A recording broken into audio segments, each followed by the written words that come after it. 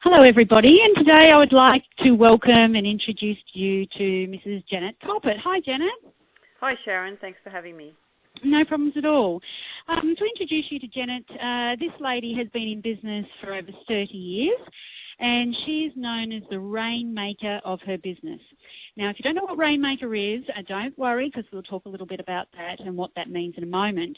But just to give you a little bit of background about Jenna, she's the director of Arrow Focus on Wealth.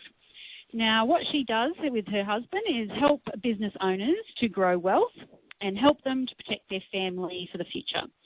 Now, Arrow identifies their clients, their financial goals, which are always ever-changing, and their objectives. And then what they do is they offer a tailored strategic solution that's really individual to those clients. Now, this lady is not only a great business owner, but she's one of the nicest people I've ever met. Welcome, Janet. Thank you. No worries. So we'll start off firstly by just getting you to tell us about your working life, how it began, and the story leading up to your business today. Okay, well, my working life began begrudgingly because I never wanted to leave school. I loved school. I was a nerd at school. I was school captain and a prefect, and I just loved the idea of learning something new every day and also being a leader. My father had been a bank manager, so I had grown up in the financial services industry seeing what he'd done. He'd passed away, so the bank had paid for my education as part of their support of my mother and ourselves as children. So I was leading on that path either to be an economics teacher or something like in that sort of area of accounting, something to do with money. But I really wanted to be a policewoman. If I had to work, I wanted to be a policewoman, but I was too short. Oh, wow.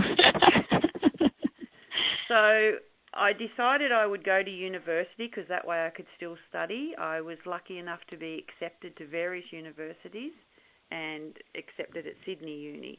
The bank agreed to pay for my uni fees on the condition that I would work for them when I finished my degree, and while I was doing my degree, I could then structure my uni hours around them. So that's how I started, and I worked up through the ranks in the bank, and that involved moving to the city, saw the bright lights from the country, big, vast change in my life, and I thought, I don't want to study anymore. There's more to life than study. So I stayed with the bank and just went through the bank into various roles, and that's where I ended up meeting my husband. In time, I went through to the head office of the bank and was head of human resources in the bank, and my role there was to train staff, so I at least fulfilled teaching, but I also got to train people in different areas to find out what they were good at and things like that.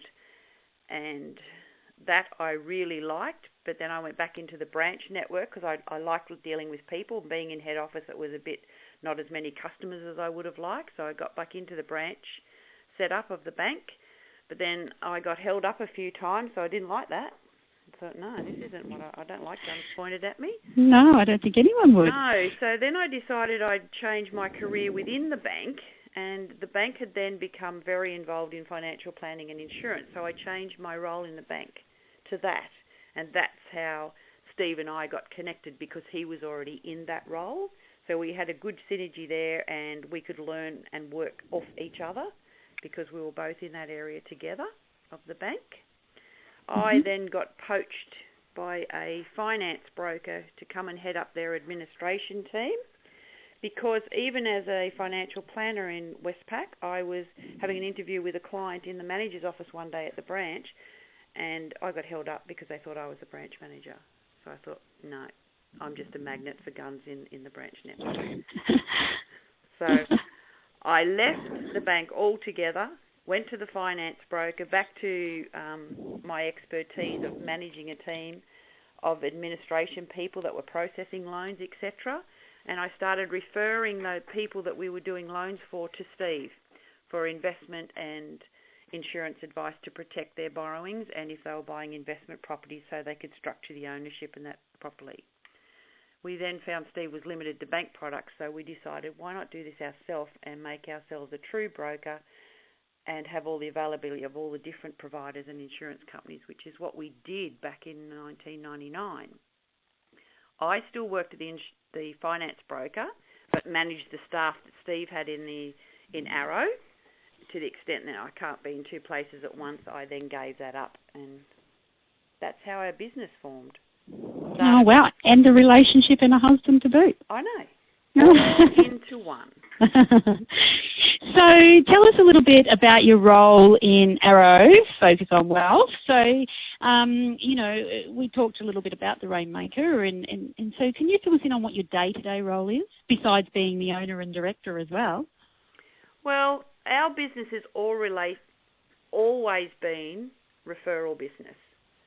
People traditionally don't walk in our door and say, please sell me insurance, because we don't do that sort of insurances like your car and your home.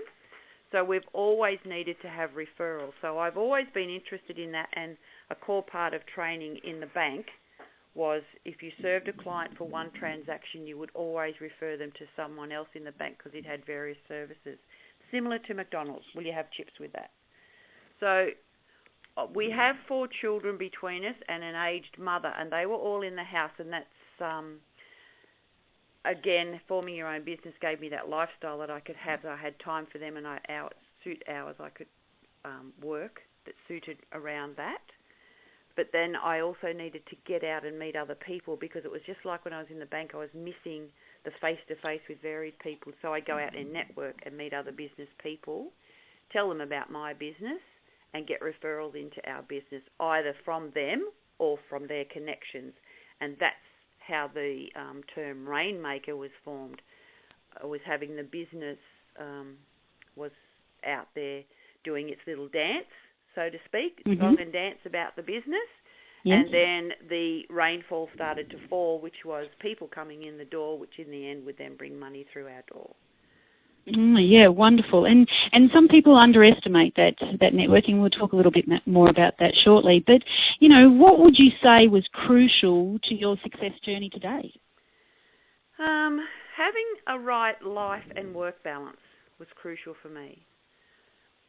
Working with your husband isn't as easy and as ideal as it sounds, and at times you think, oh dear, I'm living together, I'm working together. Do I have any space outside of there? And then when you've got children in the mix and you've got stepchildren in the mix, it's a whole different kettle of fish, and then with aging parents. So being able to have the life-work balance was crucial to our success both ways. We need to know when each other needs time out, and we need to know when we can work in the business and when we need to work on the business, and when we can separate business from personal.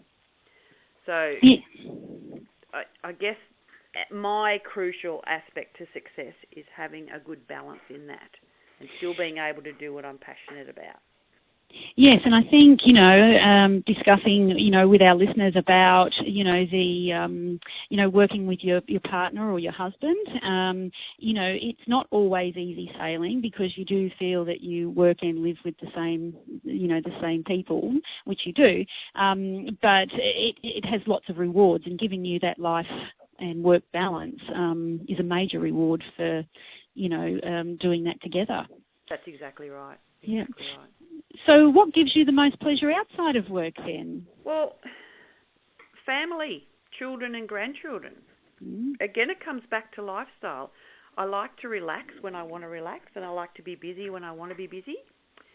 I love living on the Gold Coast because we've got the best of both worlds. We've got the beaches and we've got the countryside within 20 minutes away. My idea of relaxing would be going out to a nice restaurant, but again, I'd be doing that with my family. So it still keeps coming back to my life-work balance. Yeah, and that's so important in these busy times right now, for sure. And it's nice to hear that, you can get it right if you want it to be that way. So let's talk about your networking now, because it's a big part of your business. So can you tell us why that is, Janet? Why I got involved in networking was because I needed to get out of the office, and I'd never done it before. Well, I thought I'd never done it before. I was scared to speak up. I could hear these people standing up and introducing themselves, and you'd walk into a room with 30 or more people and think, oh, I can't stand up there and spruik about myself. But then I found that I could, and the end results were so much better for my business, for referrals, and for me personally. It improved my self-confidence, for example, my public speaking, the way I present myself to people and to a crowd, whether I'm working with someone one-on-one or in a group. And I'm sharing knowledge and experience from other like-minded business people, which adds to the whole thing. And you're beginning to like, know, and trust certain people. They're beginning to like, know, and trust you. And then you develop a strategic alliance and you become ambassadors for each other's business. So if I didn't do my networking with other business people, that referral network into our business wouldn't be taking place. Yeah, and a lot of people are scared to go and, network at first, but it is easily overcome because you just do more of it. Would you say that was how it was for you? Yeah, exactly. I was unsure at first, and now I just absolutely love it, to the extent if I've got a week and I've got no networking events on, I have to think of business people I know and I make an appointment to go and talk to them. Yeah, for sure. And that's just growing that strategic relationship again. Yeah, and it's wonderful because then you develop referral partners and then you can spend time talking to their staff or going and having a constructive business meeting with them to see how their business is going, updating them on your business, and that in turn is cementing that relationship and more referrals to each other. Yeah, for sure. So what do you enjoy most about your career then? Well, it's still coming back to my lifestyle and my balance of work and life. I love being able to work my own hours. I like having the choices of where I'm going to go and who I'm going to meet with. I can structure my week so that I've got a great balance between admin duties and networking duties. And I like being respected and acknowledged within the business community that I'm constantly in contact with. Yeah. And everyone loves choices, and that's why a lot of people get into business originally, because they want those choices around the lifestyle, and you can have it as you're showing us. So, your business has grown over the years. So how did you keep focused and still keep focusing on growing your business? Well, I think, again, changing my networking activities, sitting back and working out what ones have given me the best results for my business, what ones have given me the best results for me personally, and then finding a good balance within them. I'm strongly influenced by other business owners and what they're achieving and their successes, and then that motivates me for the income that I want to generate and the activities that I'm going to take part on, and it keeps me focused on growing the business, because I'm seeing what's happening with them. If I'm in a group, for example, and there's just businesses that started off as mum-at-home businesses, and if they remain mum-at-home businesses year in, year out, I think I don't want to be that. I want to move on to bigger and better things. So that's what I mean. I'll change my networking group or reduce the times I'll go and see the mums in business, because there's absolutely nothing wrong with those. But to keep me focused and to grow my business, I have to go with other business people that are like-minded like me, that are always looking for that something extra to aim for. Yeah, successful people hang around successful people for sure. Yeah, so, just getting into, the financial planning, of people and their business, why is it important? Because I know that business people tend to spend, very little time planning their life, both financially and personally. What can you enlighten us about how important that is for them? Well, I put it all back to the basics of financial planning are very similar to personal life planning, because we go through different stages in our life, both personally and financially. We all set goals, whether we realise we do or we don't, but we've always got a goal. When we get up every morning, we think, what are we going to do today? So we've set a goal. You either know what you're going to do or you're looking for something that you are going to do. Like it might be a weekend and you think, oh, what am I going to do this weekend? You're setting yourself a goal. So I think it's important for people to have plans that way, have a goal, and you know where you are now, you know where you want to be, and then you can identify the gaps in the middle, or how am I going to get from A to B. And that's what keeps you motivated and going towards those goals. Yeah, for sure. Very good advice. So what I tell my listeners is that, you can't be in business alone. You can't do it all by yourself. So who are your mentors around you and why? Well, I've got a vast array of mentors, I have to say. A mentor to me is someone who's already done it. And I want to be, so that's why they're my mentor. I know that I can see what they've done, what they've achieved, and I know I can either go to them or rely on what they've done. My mother was probably my main mentor, in that when my father passed away, when she was left with a couple of young children, and her persistence brought us right through, which was amazing. My father, his forward planning financially to provide for us lasted my mother for the next 46 years of her life financially. So I guess that's why I'm drawn to that in the industry. The regional manager that I had in the bank, he saw abilities and attributes I had rather than my skills. For example, he employed me as his typist and I couldn't type, but he knew that I would be a great... I had so many other abilities and assets that I could learn to type, but he wanted to tap in on what I already had. Public figure would be Ita Buttrose, because to me she's just the epitome of equality and determination to make it. Yourself for goal setting and self-development, knowing you as a business person first and then as a friend second, has been amazing for me to see your growth journey and your determination, and that just inspires me. People like that, it really inspires me. Thank you. John Sanders, it always inspires me because he seems to be always in control of matters calmly, and yet he's got great achievements in his life, but he's not someone that will pump out his chest and tell people that, and that motivates me.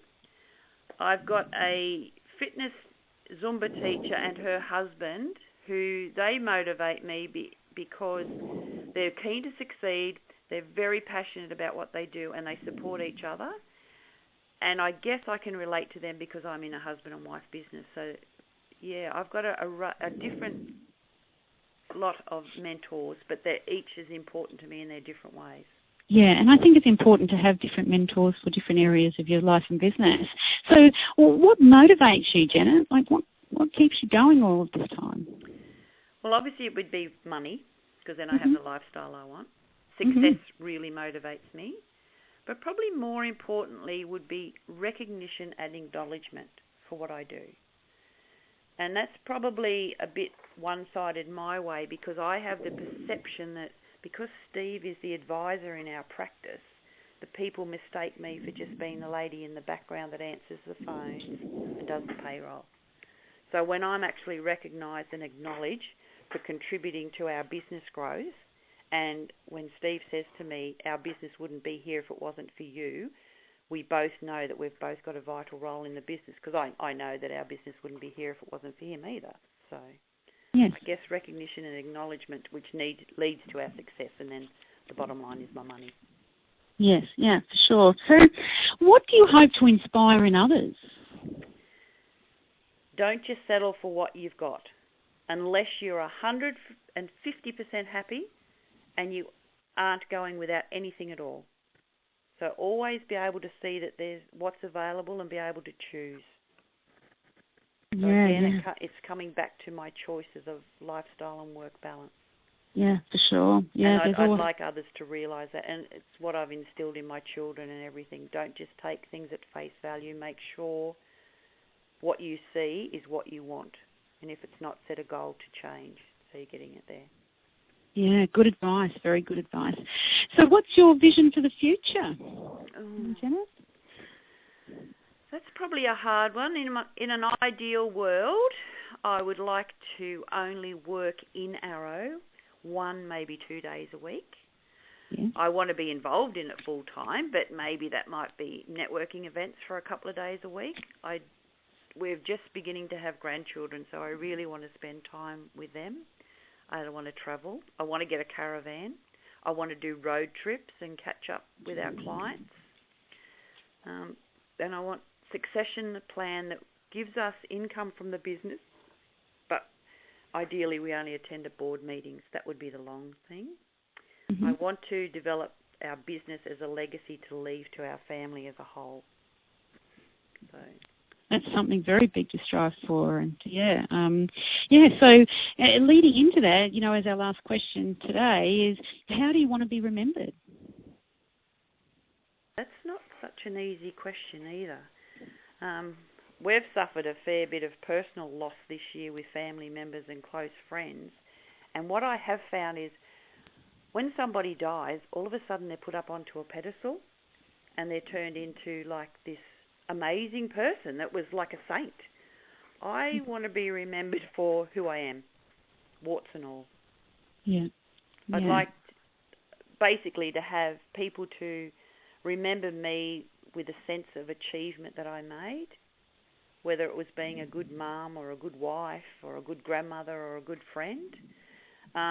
My daughter has in her unit a sticker on her bedroom wall that says, "Oh God, I've turned into my mother." I think that's great because I'm leaving traits through to other people. Yes, definitely. Yeah, I'm always striving to be my best self, but being human, there's going to be times when you slip. So I guess I just want to be remembered as me, the good times and the bad. Wonderful. And I think there'll be a lot of good times, I'm sure. Yeah. Hopefully, yes. Yes. So just, to recap, lastly today, I just wanted to go over just a few things that were good takeaways from me is that, successful people hang around successful people, and that, if you are out there networking, make sure that you are networking in those, organisations that are benefiting you personally as well as, getting financial gain through relationships in the longer term. So, you've got to have those successful people around you to motivate. The other thing is the life balance, which, is very a large focus of your career, is that you can have a great business, a great partnership with your husband in business and life, and still have time for your grandchildren and your children. And a lot of people believe that that's not possible, and, you're here today showing us that it is. And the other thing is not to be scared about networking. Everyone's scared at first when they first get out there in the big wide world of networking, and as you said, you were scared, and you are the best networker I have ever met. You were just likeable from the beginning, but you were still scared. And people think that just comes naturally, but it's not something that you feel natural about when you first start. So thanks for sharing that you were scared initially. So I'd just like to finish up by saying thank you very much, Janet, for sharing your time today. And there's been some really great takeaways for our listeners today. So I just want to thank you again just one more time. Thank you, Sharon. I appreciate you giving me the time. No problems at all.